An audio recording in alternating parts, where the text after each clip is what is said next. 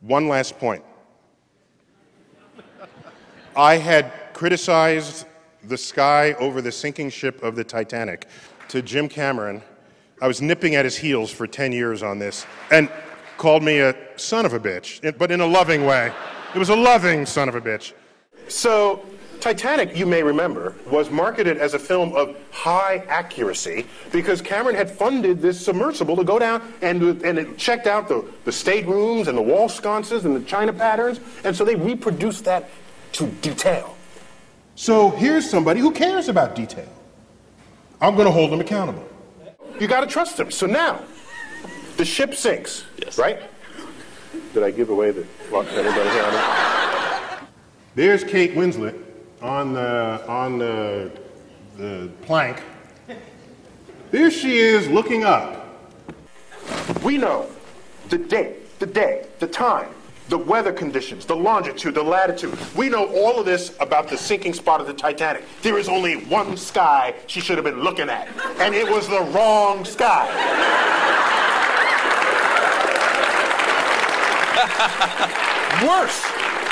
Worse than that, the left side of the sky was a mirror reflection of the right side of the sky. So it's not only wrong, it was lazy. And so I was livid. Ooh. I got out my finest stationery, and I wrote a letter to Jim Cameron. No reply. 5 years later, I bump into him. He was on a NASA committee.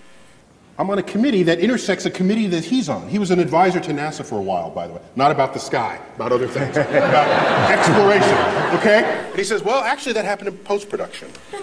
So he's absolving himself of guilt, but I wanted him to grovel in front of my feet, which he did not do. Now, wait. So I was angrier after that. Later on, Wired magazine honors him for Discoverer of the Year, Explorer of the Year, and they want to hold their party at the Rose Center for Earth and Space. Now he's in my place, all right?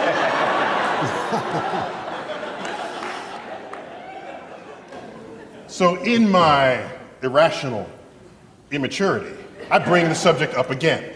So I said, here we go. I said, Jim, because now I can call him Jim. Jim, I said, I wrote you a letter about the sky, and you didn't get it right, and why? How could you do that? And you know what he said?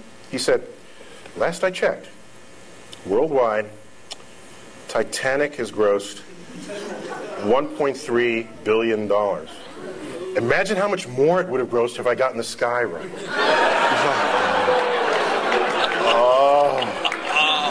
Oh, man. I'm so sorry. Yeah. 2 months later, I get a phone call from some guy. I forgot his name. Some guy called me up. Say, hello. I said, hello. He said, I work post-production for Jim Cameron. He is releasing a 10-year director's cut anniversary edition of the Titanic, and will be adding new footage from the deck. And he tells me you have a sky that he can use. Yes!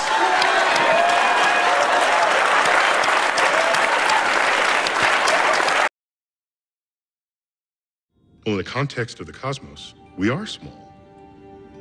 We may just be little guys living on a speck of dust, afloat in a staggering immensity. But we don't think small. This cosmic perspective is relatively new. A mere 4 centuries ago, our tiny world was oblivious to the rest of the cosmos. There were no telescopes. The universe was only what you could see with the naked eye. Well, in the context of the cosmos, we are small. We may just be little guys living on a speck of dust, afloat in a staggering immensity. But we don't think small.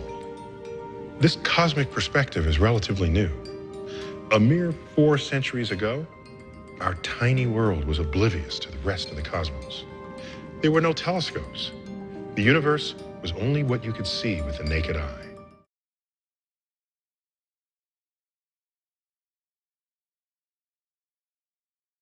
I was asked, given how nitpicky I was about the wrong sky over Kate Winslet as she floated on that plank, they said, what do I think about the Van Gogh sky? Clearly that's not accurate. My reply was,